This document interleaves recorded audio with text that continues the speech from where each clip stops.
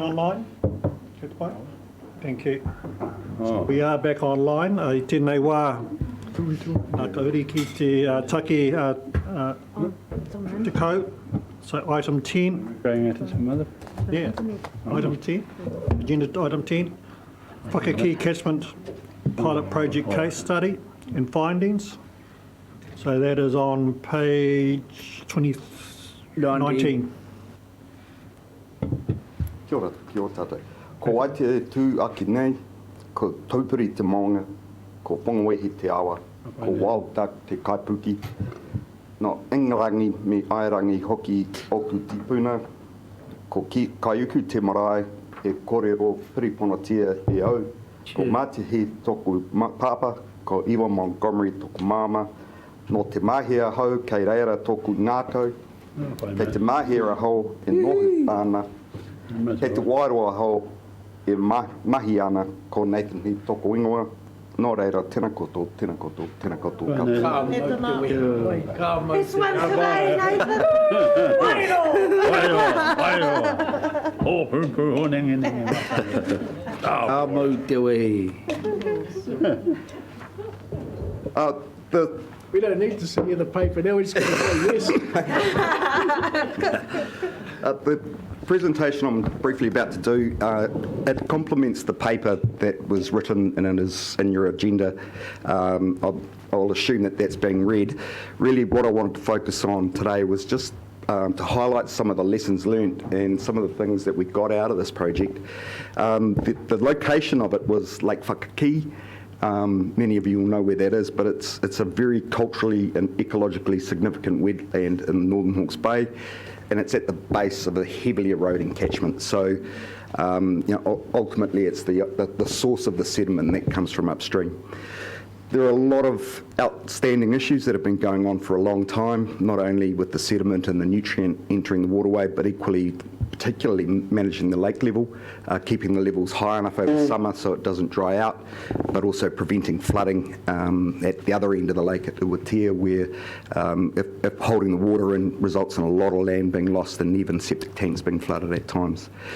We've spent a lot of time and effort in Whakaki, a number of projects going on still, including the Freshwater Improvement Fund, but we've been doing a lot up there for probably the last 10 years.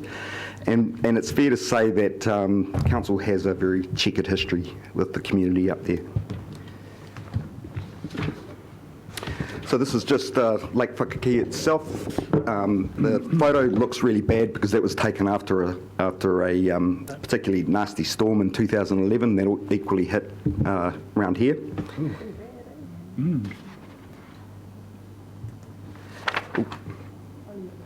Again, highlighting that was basically the emphasis of why we went into that area to do some work. There was lots of investigations going on through council around how we could address these sorts of problems on a very broad scale, and at the same time sequester carbon and manage lots of other things as well.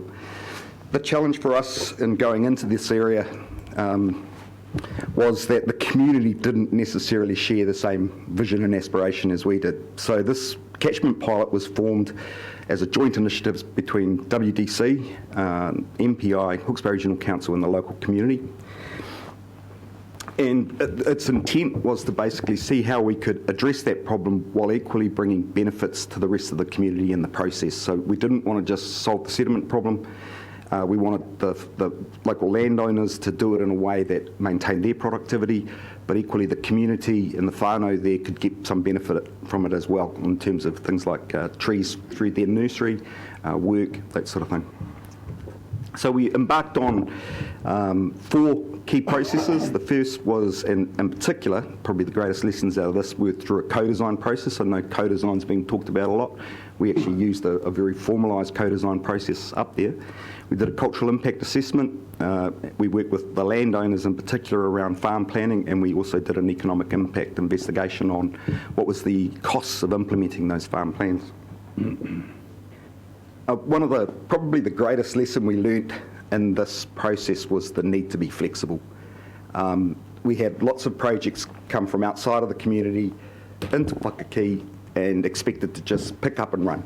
and deliver on the outcomes, when the reality was the community was after different things. The community had different aspirations, and trying to blend those two things together was really hard. And so the co-design process was put in place to allow us to better understand what was the community's aspirations, but also to see if we could align all the different projects that were going on together so we could be marching in the same direction. This is just an example of the co-design. So that was done with staff from MPI. They've got a co-design team down there, and we conducted multiple interviews. I think there were 24 interviews for half an hour with a variety of people up there. We did multiple hui as well with Uatea, Whakaki Marae, couple hui with landowners, and we just gathered all the kōrero, put it onto post-it notes, took it back down, and then we started grouping things together. So what are the key themes to come out? What were the issues, the challenges, the aspirations? We put all that together and put together sort of packages of where the information came from. It proved to be a really valuable way of building relationships. Taking the time to understand, feeding back what we'd heard, correcting that information, it really did help break the ice in many ways, but in particular it enabled others to see different worldviews. So, landowners, tangata whenua, those different views were able to be compared and contrasted and understood better. And this is sort of one of the products that we did from that, which was put those aspirations onto a map.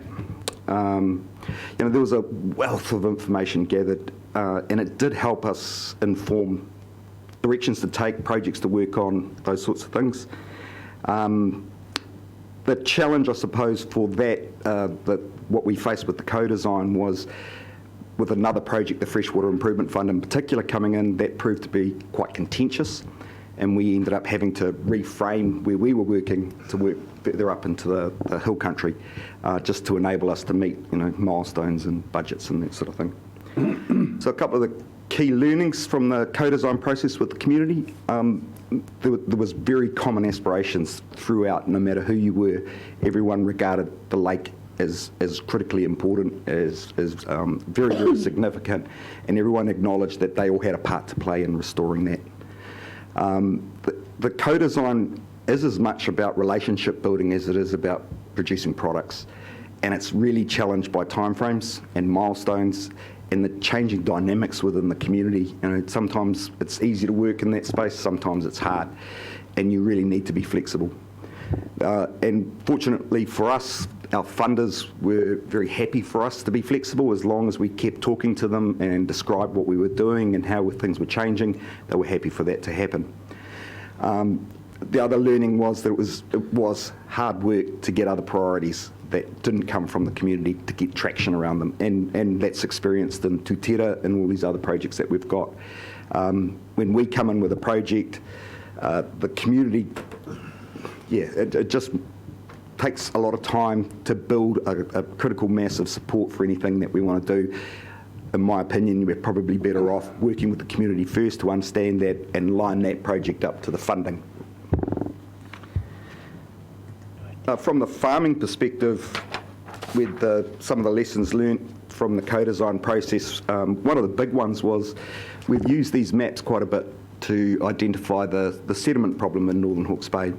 And a number of the farmers in Whakaki had actually seen that map, and they were very pessimistic around its accuracy.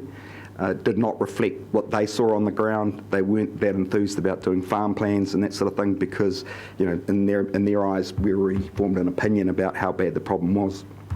So we had to spend quite a bit of time working with them and just showing that, while what's modelled made it look all red, we actually do see the landscape, staff in particular, but equally the farmers and a number of the scientists that came along.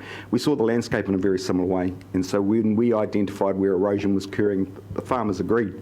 And so the challenge became for us one of how do we frame the problem so that the farmers aren't put off.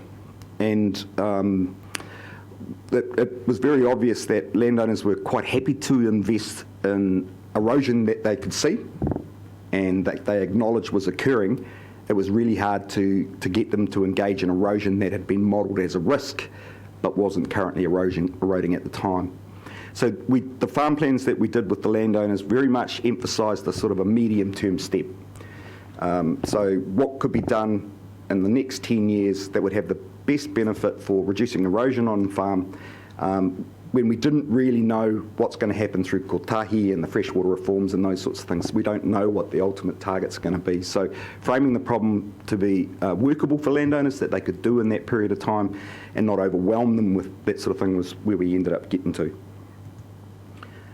So the learnings from the co-design, the landowners definitely saw our models as untrue. They didn't reflect the reality of what they were seeing on the ground, reiterating they were more likely to act where the erosion was visibly occurring rather than where it might occur in the future. And we used our plans in that way to give them a stepping stone. So the farm plans themselves, how we went about getting that done was very much working through the workshop in the previous photo, but also we did a lot of one-on-one conversations. We got enough people at a critical mass together that we were able to get one provider in, and we did all the plans basically at the same time using the same template, and we financially supported those. And fair to say that proved to be a really great way of getting the farmers involved. That's the area of the whakaki catchments in the red, and the green is the area of where all the farm plans were undertaken. And look, it was a really valuable exercise because by the end of it, we were able to bring all the farmers together. They were all able to look at a very similar farm plan. We had one master plan done for the whole area, and all the recommendations we were able to sort of apply to those who hadn't done a farm plan because they had similar classes of land. So we were able to sort of provide some guidance on what to do in different locations if you didn't have a farm plan. Lots of information came out of it, and really at the end of it, the surprising thing was just how enthusiastic the farmers were to do something about those farm plans. The challenge for us, we did attempt to follow that up with more one-on-one work with landowners, but unfortunately COVID turned up and funding disappeared, and we ended up not being able to sort of finish the job off because the real interesting part would have been to see how many of these landowners would have done something with that farm plan straight away, because there certainly was an enthusiasm for it. The other interesting thing that came out of all of this was the right tree, right place. I know council's deliberating over this at the moment, but that was certainly the preferred method that farmers viewed their landscape. They didn't want a broad scale, no one wanted the broad scale pine trees throughout their property, but they were very happy to talk about doing little bits and pieces here and strategically applying that across the landscape. The final thing that we did from the farm plans was the farmers identified, well, we've got these great plans. How much is it actually going to cost us to implement those, to meet those plan requirements? So we looked at three things. It was the implementation of the plan itself, the meeting of the national environmental standards for freshwater, which primarily around stock exclusion, and then the final one was the 2025 target of meeting greenhouse gas emissions, 5% of your greenhouse gas emissions for farmers. So we selected 3 farms, and those farm case studies included a works program, and management changes were identified. The costs of implementation of meeting the reforms and implementing the plans were calculated, and each farm was analysed for what could be offset in terms of production. Could additional gains be made on farm? We followed all that up with a workshop, which unfortunately pretty much no one attended, which was a bit of a shame. But what we did get was a very strong message from the community that they were very happy for that information to be shared further out. And it's one of our intentions is to take it further out locally in Wairoa. A couple of the big things to come out of that, it's not an insignificant cost. So the 3 farms up there, what we've got in the budget is the works program, and the bottom.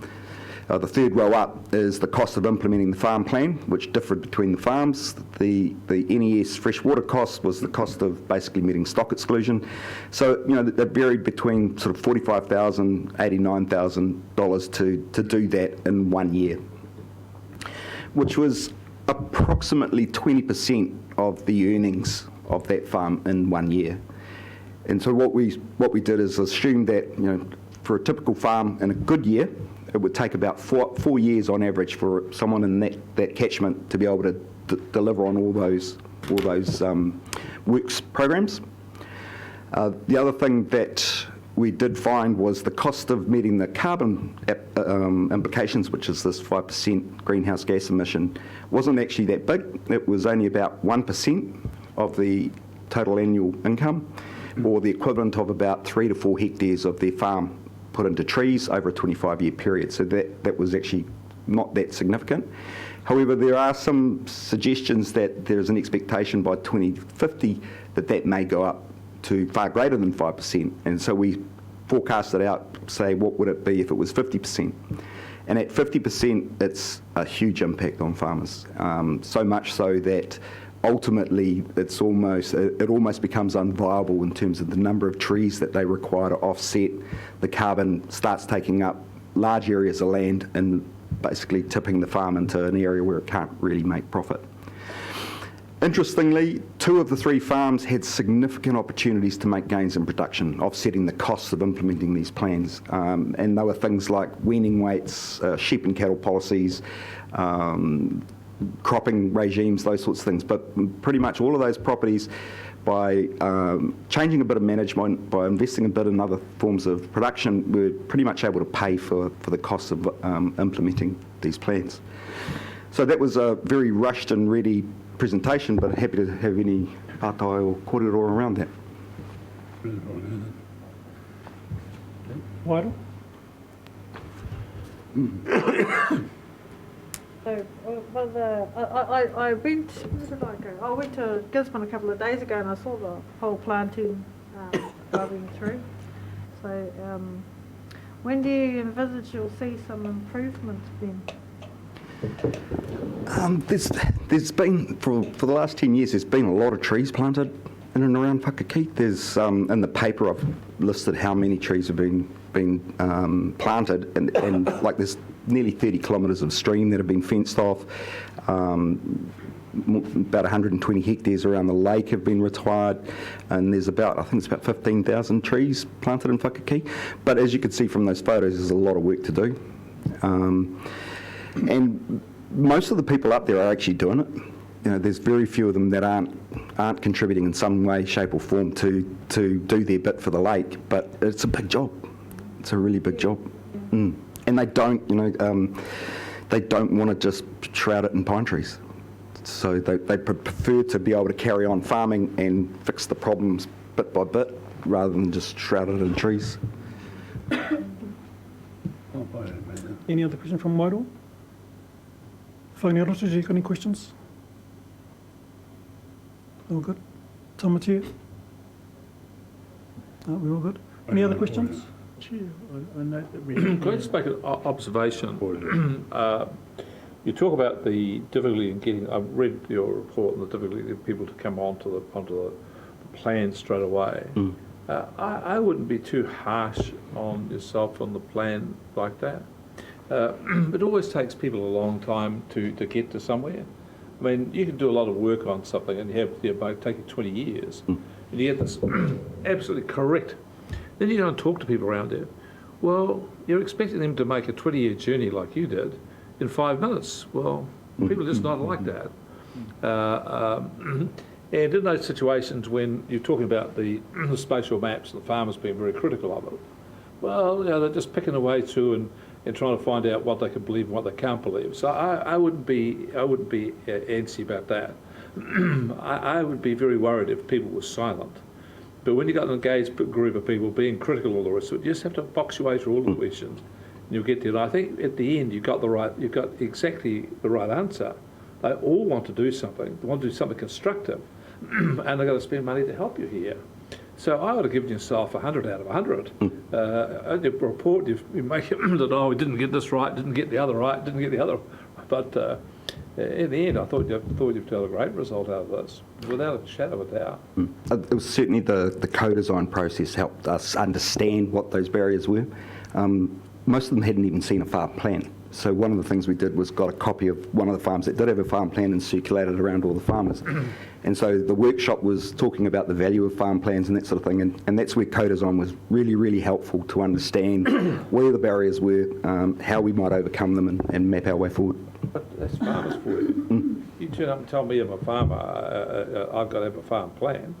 Well, look, son, when I get out of bed every morning, I work out what I'm going to do for the day. I don't need you telling me with a plan.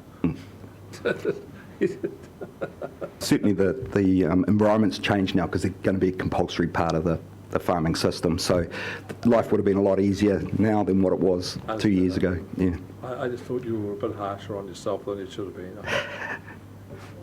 Peter, do you have a comment from Whakaki's perspective? We need more of this up at Whakaki. I think I certainly agree with what Nathan's saying, is that it's probably of a magnitude that we hadn't initially anticipated. Huge. And it's taken some time for those immediately down at the lake end there to appreciate that you can't operate in a vacuum, and you have to consider this in terms of a catchment approach to things. That's taken a wee bit of time to get across the line. And so there's a majority, but it's not unanimous up there. No. Chair, I'm well aware that we have our group manager, integrated catchment manager, with us, Ian, and he might have some thoughts or whakaaro. Ian, did you want to take up the offer, Ian? Seeing a picture like that for the first time as borders on being terrifying. That's exactly right. There's hardly any area left for farming. You're right, Paula. Kia ora, Ian. Kia ora tātou. Yeah, look, thank you. I hadn't particularly sort of thought about speaking here. I guess what this does for me, though, is just reinforce that I think the direction of travel of this council in addressing these issues is the right one. Nathan mentioned a couple of things that I think are quite relevant. One is that, yes, we use our science to help us understand where we think issues are within the region, and he put up the map of our SEDNet modelling, which is, as we would acknowledge, a pretty coarse scale, but it's a really useful, what we found it is a really useful tool to generate the conversation, to raise the interest, and then get on farm and talk to landowners about where are the problems on your property, acknowledging that the maps give an artificial view of that, and the best way to deal with these issues is kanohi kanohi with the landowner, looking at the land, learning from them, with our people, partnering with them and supporting them in decision making on their property. And that's the model that we've promoted through our catchment delivery folk, who you've heard from numerous times over recent years, and it's further reinforced by our investment, or our fledgling investment in Right Tree, Right Place, which we're consulting with the community on at the moment through the long-term plan. Because as you'll appreciate from that photo and the previous photos, the scale of the problem is quite large. It's beyond landowners on their own, it's beyond this council's ability on its own to deal with the issue. And so we need to think laterally, broadly, and partner with a range of people in a range of different ways to deal with this. So although it feels like sometimes you're not really making the progress you want, this stuff just reinforces to me that all of the things we are doing is heading us in the right direction. We just need to make the waka go a bit faster. So that's getting Whakaki to agree with themselves. Well, actually, and that's the other point probably, and again, I'd support the comment around us. Whenever we turn up with money and ideas, it creates both opportunity for the community, but also challenges for the community to work out, well, what are we going to do? And I've rapidly come to the view over recent years and months that we are far better to look at those who are organised and ready and have good ideas to work out how we can support them, and be quite sort of lateral in our thinking and inventive, rather than turning up with a, hey, have we got a deal for you kind of thing. Let them come to us. Make it known that we're available to listen and support them. Let them come to us, and then we work out with them how we can best support them in a way that fits their views and aspirations and needs. As soon as we turn up with bright ideas and lots of money, we create often more problems than we look to solve, unfortunately, at the moment. Sure. Thanks for that. Oh, that's very insightful, actually. I come back and think about how long this tucky's been on the table. I can remember 12 years ago where this couple was sitting there in regards to the Whakakī estuary and the issues around it. So, yeah.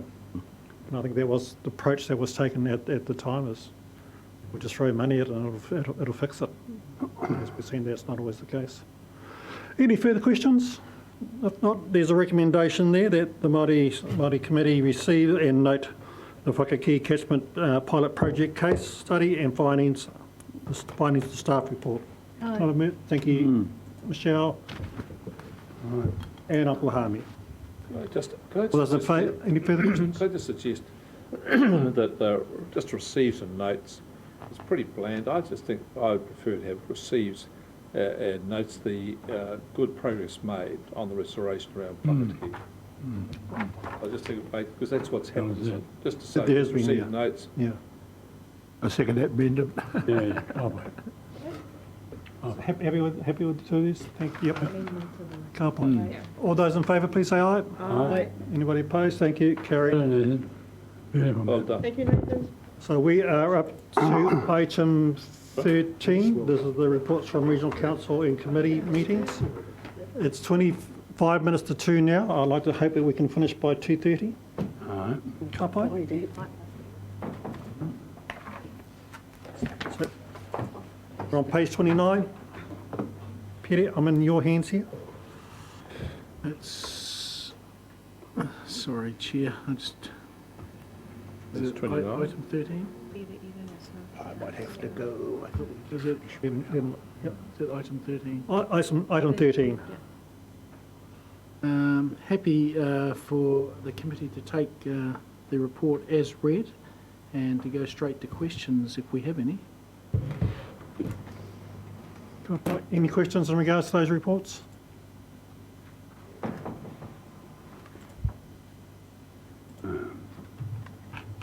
If not, there's a recommendation there. The Māori Committee receive and note the reports from the Regional Council and committee members. Move on a seconder, please.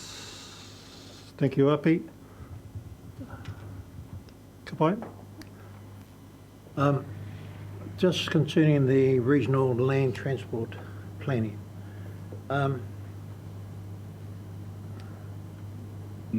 right. You know, I do acknowledge that iwi input into the Regional Transport Committee long-term planning has been achieved. However,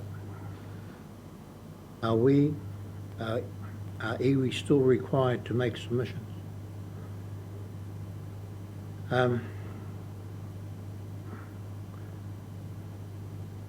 make submissions, and the only submission I would suggest if we had the chance to do it now, is to make things happen sooner than later. Because we've been planning, part of the planning, and some of the things that we want to happen for iwi are way down the track. So that's why I'm more or less saying, hey, is that an area where we have to make a submission to bring it closer?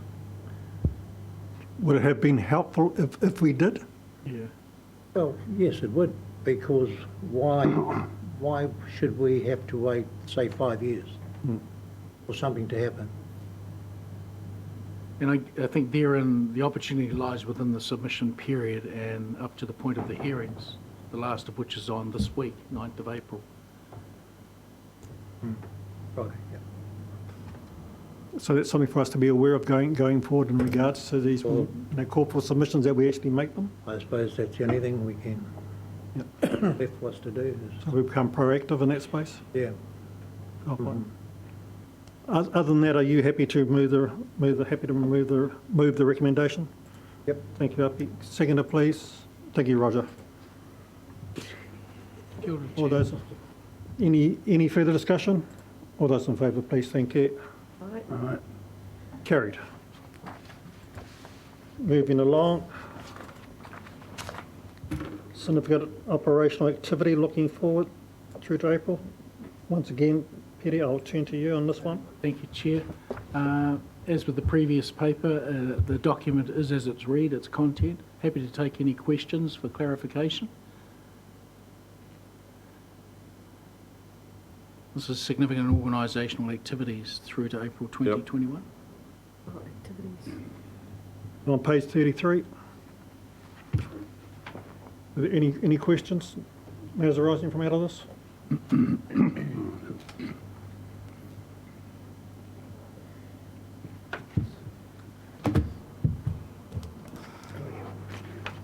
If not, Happy to move the report if you wish me to, Chair. thank you.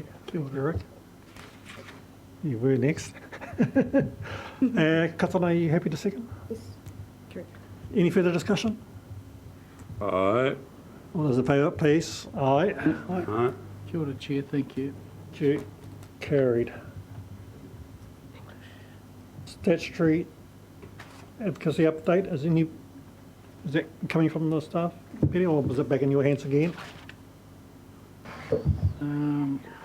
So this is item 15.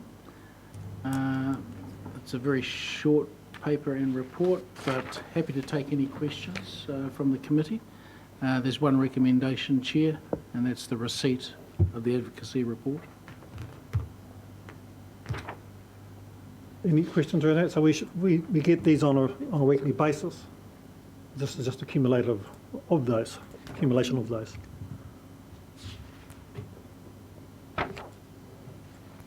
If not, please can I have a mover and a seconder to receive?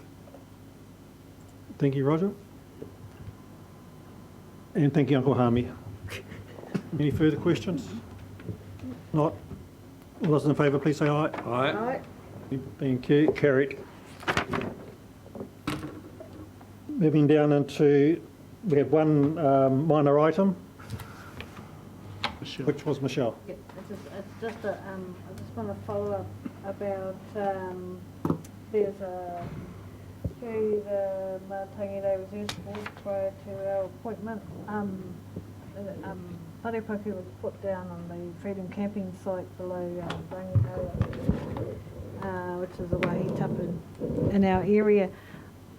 I'm just a bit concerned. There's no connection to the sewage line. There's no septic tank. It's looks like a what do they call it?